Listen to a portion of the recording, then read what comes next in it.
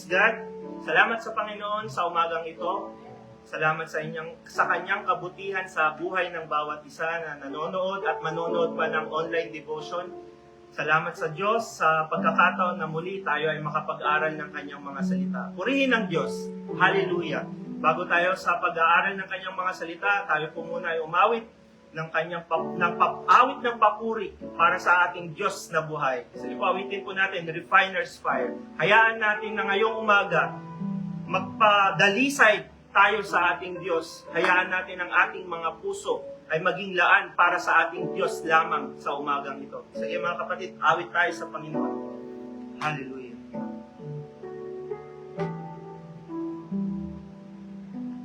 Purify my heart.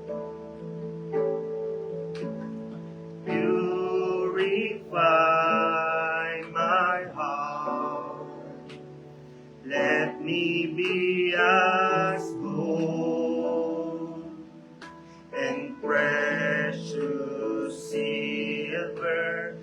Purify my heart. Let me be as gold. Pure gold, refiner's fire. My heart's one desire is to be holy, set apart for you, Lord. I choose to be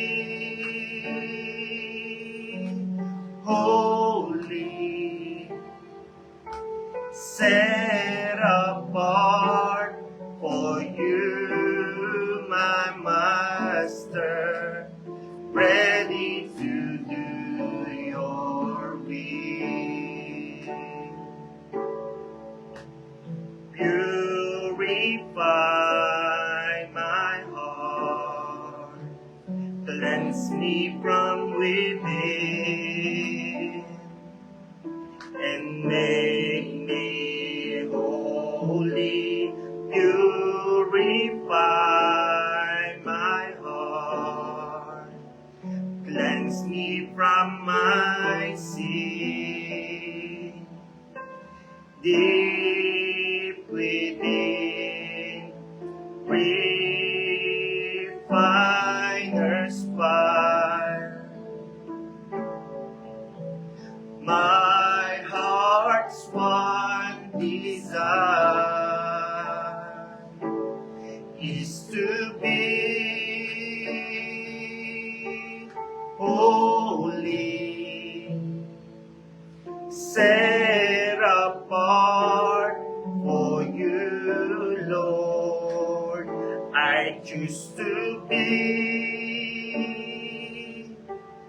holy, set apart for you, my Master, ready to do your will. Refiner's fire, hallelujah. Refiner's fire.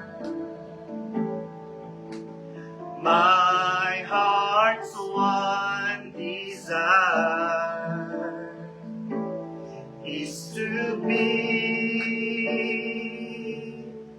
holy, set apart for you, Lord. I choose to be holy, set apart for you, my Master, ready to do your will. For the last time, refiner's fire. Refiner's fire. My heart's one desire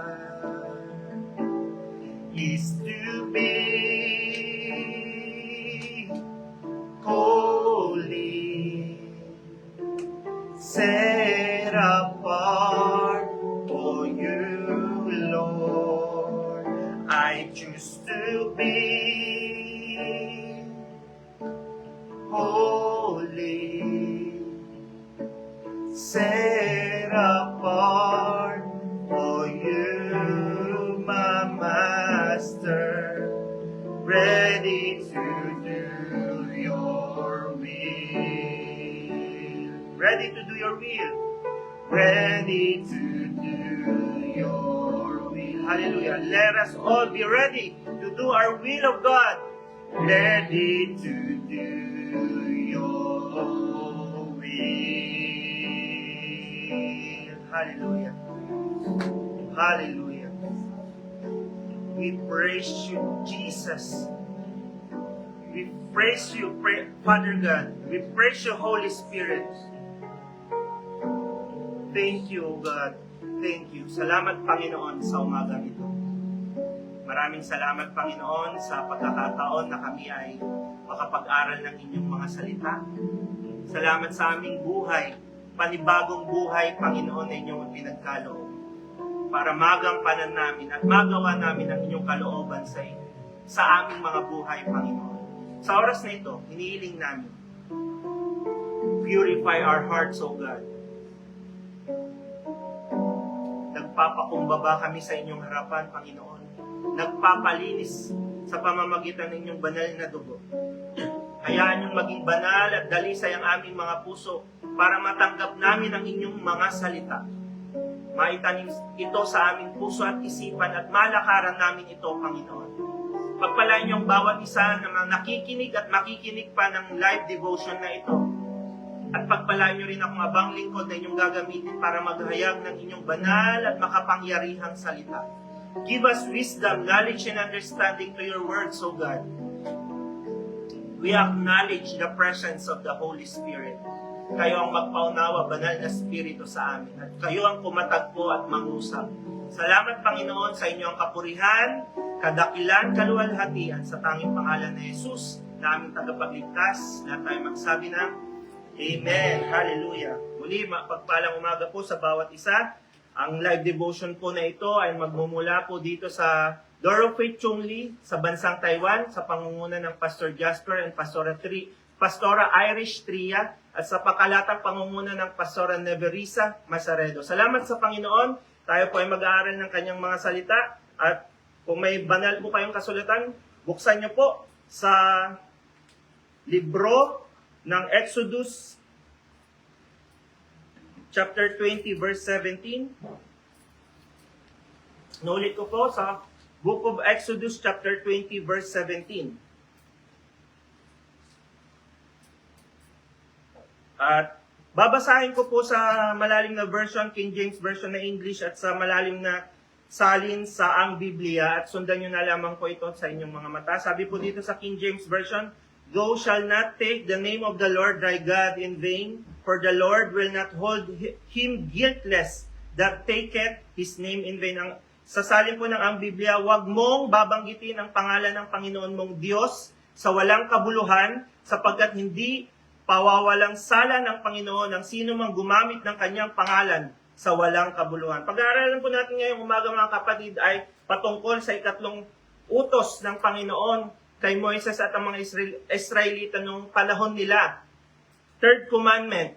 Ito po yung do not take the name of God in vain. Kung papakinggan po natin or aaralin po natin ito, mga kapatid, kung iisipin po natin lalong-lalo na po yung hindi pa tayo nakakaunawa sa kanyang mga salita, isipin natin patungkol lang po ito sa pagsasalita ng hindi maganda sa Panginoon. Pero ngayong umaga, pag-aaralan po natin yung dalawang meaning ng talatang ito dahil importante po na pag-aralan po natin itong talatang ito kasi marami po sa atin kahit na po matagal na pong mananampalataya ay nababiolate pa rin po itong commandment na ito. Unang-una pong parte na pag-aaralan po natin yung tangential meaning po niya or yung kumbaga fundamental part ng verse na ito pero hindi po ito yung kabuuan na parte o meaning ng verse na ito. Sabi po dito, ang tangential meaning po ng verse na binasa po natin is using the name of God in worthless and meaningful way. Worthless, walang kwenta, at meaningless, walang kabuluhan. At alam naman po natin kahit na po mga hindi mananampalataya, ay alam po yun. At bilang mananampalataya, at dapat po natin gawin yun. At kung masasabi ko po, parang mas madali pong gawin na hindi po natin hindi po tayo magsabi ng mga masasamang salita patungkol sa Panginoon. Dahil alam naman natin makapangyarihan at banal ang pangalan ng Panginoon. Pero may mga pagkakataon po sa atin buhay na talagang hindi natin maiwasan na nagkukumit na pala natin or na-violate na natin yung commandment na ito. Sa tatlong bagay lang po at papasadahan ko lang at limitado po ang oras natin. Number 1 po, blaspheming God. Sabi po dito sa Leviticus chapter 24 verse 16, any native-born Israelite or foreigner among you who blasphemes the name of the Lord must be put to death. Napakalaking kaparusahan po, kamatayan po agad. Literal po, physical death po talaga ang sinasabi ng Panginoon dito na kaparusahan kung tayo po ay binablaspheme natin ang pangalan ng Panginoon. At ano po ba yung blasphemy na tinatawag? Ang blasphemy po ay direct disrespect in the name of God. At may mga pagkakataon sa ating mga buhay na may mga lalong-lalo na yung hindi pa tayo nakakakilala sa Panginoon, nakakapagsalita tayo ng masamang salita, bad words, kumbaga, making false and bad comments about God, na masasabi ko naman na lahat tayo ay dumating or na-experience natin na hindi tayo mananampalataya at talagang inuusig natin yung mga nagbabahagi ng mga salita ng Diyos sa atin. Part po yun ng blasphemy natin sa Panginoon. At yung salitang alam na alam po natin tong lahat, yung OMG, at alam naman po natin kung anong meaning yon. At kadalasan, kapag nasasabi po natin yung OMG na salita is, hindi po maganda yung magiging reaction or hindi maganda yung sitwasyon na pinagdadaanan natin. Blasphemy po yun sa Panginoon. At ang kaparusahan, kamatayan. Importante po natin alamin yung mga ganung bagay. Pangalawa po, swearing by the name of God or panunumpa. Sabi po dito sa Matthew chapter 5 verse 37, just say a simple yes, I will, or no, I won't. Anything beyond this is from the evil one.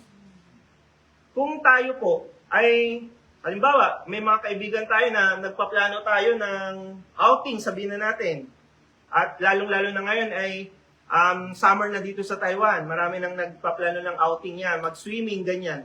Kung ikaw, bilang mananampalataya, sabi sa Biblia, sabihin mo lang oo kung pupunta ka.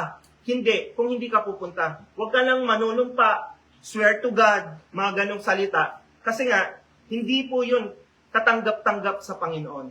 Amen mga kapatid. Yun po yung kailangan nating aralin. Kasi kahit naman mananampalataya po, nagagawa po yung mga ganitong bagay. Swear to God, nasasabi pa natin. Pero may mga pagkakataon, hindi natin hawak yung future, hindi pala tayo makakapunta. Nagamit na natin yung pangalan ng Panginoon to swear.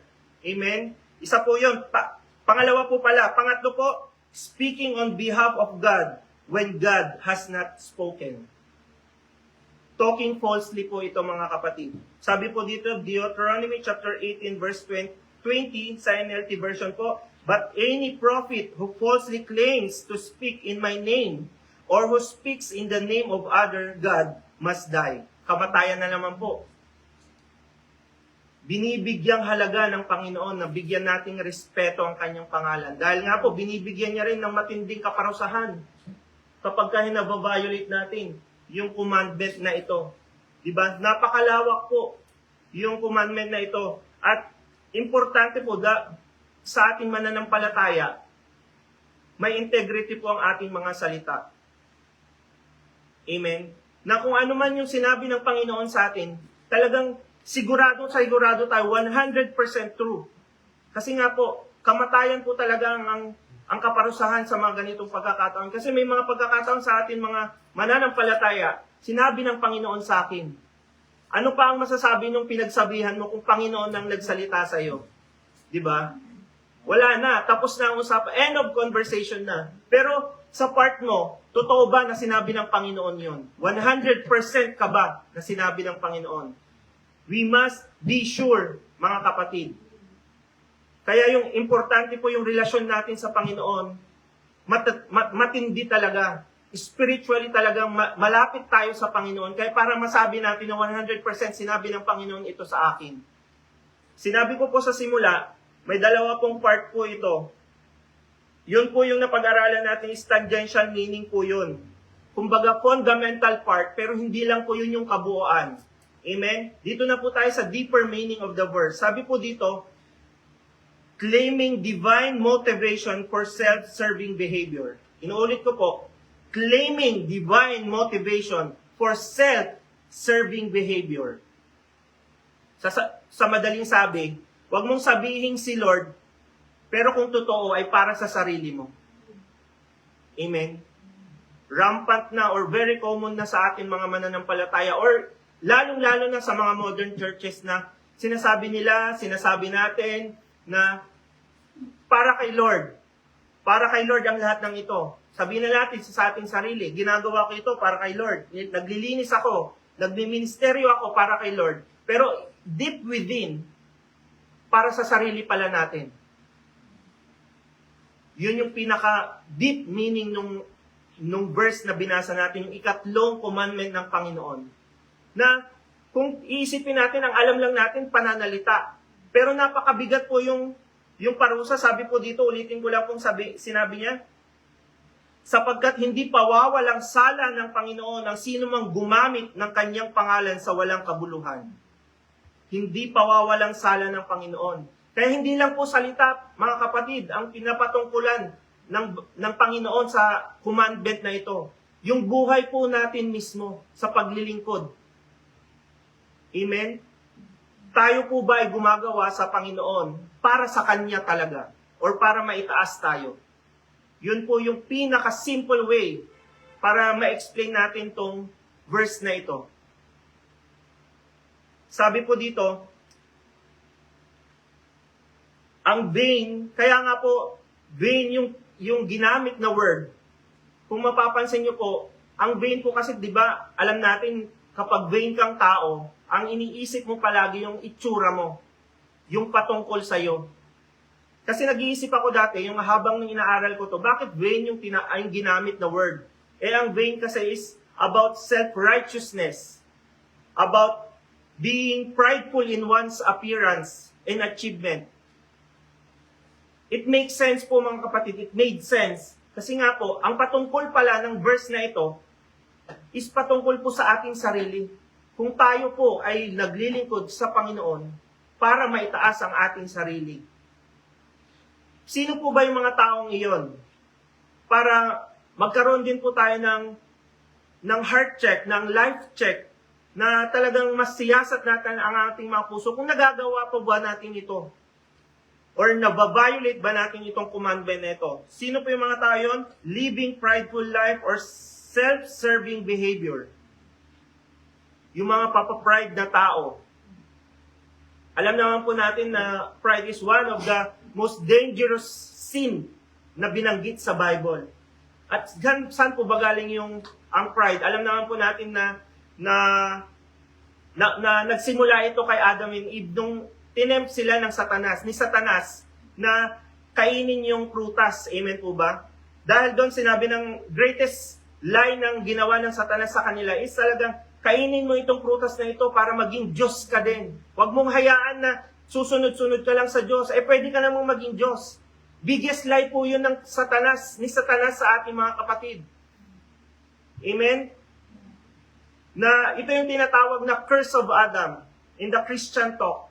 Na talagang doon po nagsimula, yung inherited sin po natin, doon po nagsimula. Kaya tayo, napakahirap po nating sumunod. Kasi gusto natin, we are in control. Amen? Tayo ang nasusunod sa lahat ng bagay. Hindi tayo nagpapasakop. We inherited that sin from Adam and Eve. Kaya ngayong umaga mga kapatid, kailangan po nating i-acknowledge. Minsan po kasi kailangan din talaga nating i-acknowledge yung pagkakamali, pagkukulang, mga weaknesses natin para makakilos ang Panginoon. Kasi kung alam natin sa sarili natin, banal ako, wala akong nagagawa kasalanan sa harapan ng Panginoon. Hindi talaga makakakilos ang banal na Espiritu sa atin. We need to acknowledge that we are sinners. We need to acknowledge that we have sickness. Sabihin na natin, sickness talaga. And weakness, mga kapatid. Sakit po talaga yung pride sa ating mga mananampalataya. Sino pa po yung mga masasabi nating vain sa deeper meaning ng talatang nating na pinag-aaralan, have a double Christian life? Ito po yung mga mananampalataya na patuloy na nagkakasala kahit na sinasabi nila na Kristiyano sila. Napaka-common na po ito mga kapatid. Madali na lang sabihin na Kristiyano ka, mag-post ka lang ng Bible verse sa Facebook, mag-share ka lang ng mga maka-Diyos na mga content para masabing Kristiyano ka. Pero ang tanong, ang buhay po ba natin ay kalugod-lugod sa harap ng Panginoon? Yun po yung kailangan nating itama sa ating pananampalataya, mga kapatid. Own will over God's will. Very common na po ito, mga kapatid, na talagang nasusunod yung own will nila over God's will. Na alam naman natin kapag own will natin, napapahamak tayo. Amen? They do church and ministry but have no relationship with the living God. Pwede tayong makapag-ministeryo, mga kapatid, pero wala tayong relasyon sa Panginoon. Pwede tayong maraming ministeryo sa simbahan, marami tayong ginagawa sa simbahan. Pero wala naman pala talaga tayong nagtunay na relasyon sa Panginoon. Amen? Pagod ka nga. Kasi ang dami mong ginagawa sa simbahan. Pero nalulugod ba ang Panginoon sa ginagawa mo? Bakit? Hindi para sa Kanyang ginagawa mo. Para sa sarili natin. Para sa sarili mo. Kaya ngayong umaga, kailangan po nating siyasatin ang ating mga puso at ating paglilingkod sa Panginoon. God is reminding us to be serious in serving Him. Maging seryoso po tayo, mga kapatid, sa paglilingkod sa Kanya. Amen? We need to surrender to God. Ano yung surrender natin? Everything. Napakahirap pong isurrender kung hindi po tayo nagpapakumbaba sa harapan ng Panginoon. We need humbleness to surrender. Marami tayong mababasa, marami tayong mapapanood sa YouTube, sa Facebook, na kung ano ang meaning ng surrender to God. Pero sisimplihan natin para mas maunawaan natin, mga kapatid. Surrendering to Holy Spirit is strict obedience to His Word. Gaya ng sinabi ng Apostol Pablo, kailangan po natin maging stricto. Kailangan nating i-discipline ang ating mga sarili. Surrendering to Holy Spirit is obedience to His Word. Obedience to God's voice. Na mas pinipili natin magbasa ng Biblia kaysa mag-scroll sa Facebook. Mas pinipili natin manalangin kaysa manood sa Netflix ng mga movies. Mas pinipili natin ang holiness over sin. Mas pinipili natin wag mag-participate sa gossip or sa marites na sinasabi, or pag-usapan yung mga tao sa labas, sa ating mga katrabaho, or even sa kapwa nating mananampalataya, sa mga pastor natin. Mas pinipili natin ipanalangin sila, himbis ichismis yung mga kahinaan o yung mga bagay na hindi maganda na nakikita natin. Yun po yung surrendering sa ating Panginoon. We need to surrender to Holy Spirit for us to be mature Christian. Amen? Sabi po dito sa Matthew chapter 18 verse 3 to 4. Ito po, gustong-gusto ko po itong verse. Isa po sa favorite verse ko po. Na we need to have a childlike faith, not a childish faith. Bagahagi ko na rin po ito sa isang Bible study. Sabi niya po dito, I tell you the truth, unless you turn from your sins and become like little children, you will never get into the kingdom of God. Bakit sinabi ng Panginoon ito? Papansinin po natin yung mga bata. Alam naman po natin, nakakita naman tayo or na-experience naman po natin lahat na naging bata. Very dependent ang isang bata sa kanyang magulang. Lumayo lang siya saglit, takot na ang bata. Lahat ng pangangailangan niya, hinihingi niya sa lahat ito sa magulang niya. Yun din po yung gusto ng Panginoon sa atin. Maging dependent tayo sa Panginoon. Hindi po habang tumatagal tayo bilang mananampalataya, mas tumitigas po yung ulo natin. Yun po kasi po yung normally na nangyayari na habang tumatagal, napopromote ka ng Panginoon, tumataas yung pananampalataya natin, dumadami yung ministeryo natin sa Panginoon, mas tumitigas po yung puso, isip natin, yung ulo natin sa Panginoon. Simple lang po ang sinasabi ng Panginoon, parang maging bata tayo. Be childlike. Na lahat ng pangangailangan natin, hingin natin sa ating tatay. Hingin natin sa Kanya. I-surrender natin lahat ng pangangailangan natin sa ating Panginoon. Amen?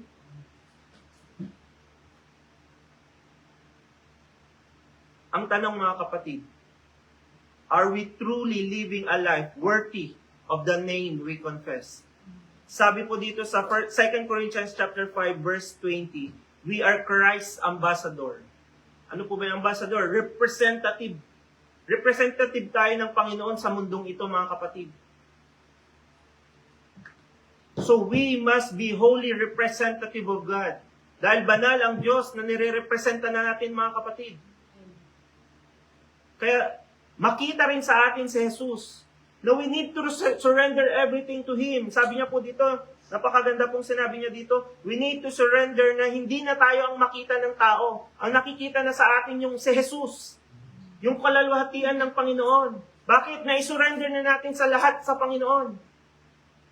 Taas kamay na natin lahat sa Panginoon. Lahat ng pangangailangan natin, lahat ng worries, anxieties, depression natin.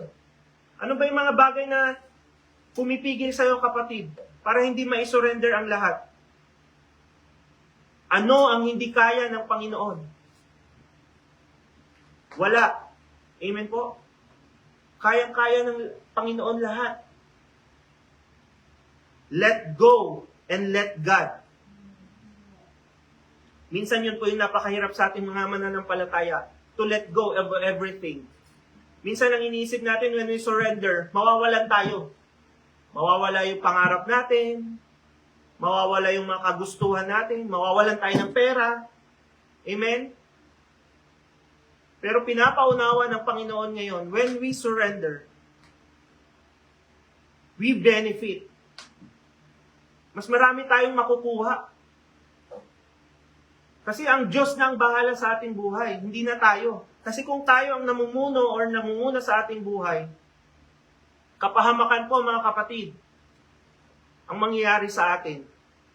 Kung own will lang natin ang mangyayari palagi, kapahamakan po palagi. Ang kahihinatnan niyan, ang ending niyan, kapahamakan. Kung own will lang natin ang laging nasusunod, kung tayo lang lagi ang nasusunod sa ating mga buhay. Pero kung isinuko natin sa Panginoon, the best yung nakalaan para sa atin. Kailangan lang, we need to surrender. Amen. Dito po magtatapos. Sa Mark chapter 7 verse 6b, sabi po ng Panginoong Hesus dito, these people honor me with their lips, but their hearts are far from me. Nawa mga kapatid, hindi natin ito magawa sa Panginoon sa oras na ito. Alam ko, glory by glory, itinatama, binabago tayo ng Panginoon. Pero kailangan nating siyasatin ang ating mga puso. Kaya kailangan nating siyasatin ang ating buhay, ang ating buhay paglilingkod sa Panginoon. Pinupuri na lang ba natin ang Panginoon sa pamamagitan ng ating labing, ngunit ang puso natin, napakalayo na sa Kanya. Sipin natin mga kapatid, sino pa ba yung laman ng puso natin? Siya pa ba? Ang Panginoon pa ba? Walang kabuluhan ang ginagawa natin sa paglilingkod natin, sa buhay Kristiyano natin, kung ginagawa lang natin ito para sa ating sarili, para magpapansin sa ating mga pastor o mga kapatiran. Wala tayong benefit doon, mga kapatid. Papuri lang, good words, pero yung pagpapala na mula sa Panginoon, wala tayong matatanggap. Kaya ngayong umaga, panalangin talaga natin, i-desire natin na sa lahat ng gagawin natin, sa lahat ng sasabihin, iisipin natin, ang Panginoon ang laman ng ating mga puso.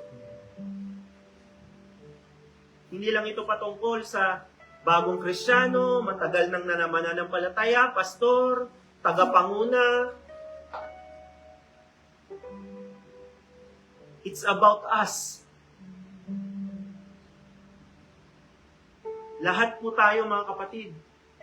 Walang pastor, walang worker, walang attendee, walang bagong mananampalataya. Ang inihingi ng Panginoon, yung puso natin. Siya pa ba ang laman ng puso natin sa paglilingkod natin sa Kanya? Hallelujah. Tayo manalangin. Purihin kayo, O Diyos, sa inyong mga salita. Thank you for reminding us to surrender everything unto you. Salamat, Panginoon, sa pagpapaalala at pagtatama sa aming paglilingkod. Sa oras na ito, sinusuko namin ang aming mga puso. Purify us, O God. Hayaan niyo, Panginoon, na maging dalisay ang aming mga puso. Maging totoo kami sa inyong harapan na naglilingkod, Panginoon. Hayaan niyo, Panginoon, na kayo talagang maging laman ng aming puso. Habang kami ay naglilingkod sa inyo, na maging patay kami, Panginoon, to deny ourselves, to take up our cross, so that we can truly follow you. Marami sa amin, Panginoon, hindi maisuko ang aming emosyon. Napaka-sensitive namin sa lahat ng mga bagay. Ngunit sa oras na ito, O Diyos, isinusuko namin ito sa inyong paanan. Maghari kayo sa aming mga puso, Panginoon. Kayo lamang ang maging laman ng aming puso. Ang inyong mga salita lamang ang maging laman nito, O Diyos, nang wala ng kasalanan ang makapasok dito. Ang inyong mga salita ang patuloy na maibanggit namin sa araw-araw ng aming mga buhay. Salamat, O Diyos, pagpalain niyo ang bawat isa na nakinig at makikinig pa ng live devotion na ito. Paunawa niyo ang inyong mga salita. Pagpalain niyo rin ang araw na ito, O Diyos, na lahat kami ay sasamba sa inyo. Bago pa man kami lumapit, itaman niyo na ang aming mga puso, Panginoon. Itaman niyo na ang aming intensyon sa paglapit at sa pagpapagamit sa inyo. Na talagang maranasan namin ang inyong kapangyarihan. Dahil nakasuko kami sa inyo, Panginoon, that we surrender everything unto you. Sa ganung pagkakataon lamang, Panginoon, kung naisuko na namin ang lahat, doon namin mararanasan ang inyong kapangyarihan at presensya sa aming mga buhay. Ang tunay na pagkilos ninyo sa aming paglilingkod. Salamat, O Diyos. Pagpalain niyo ang inyong mga anak na makikinig. Papalain niyo, Panginoon, ang lahat ng mga simbahan, hindi lamang po ang Door of Faith, lahat ng organisasyon na itinataas ang inyong dakila at makapangyarihang paangalan. We honor your name, O God. We honor you. Sa inyo ang kapurihan, kadakilan, kaluwalhatian. Ang aming dalangin na may pananampalataya at pagtaas sa inyong dakilang pangalan, O Jesus. Lahat tayo magsabi ng Amen. Hallelujah. Salamat sa Panginoon. Purihin ang Diyos. Muli, mapagpalang umaga. God bless everyone.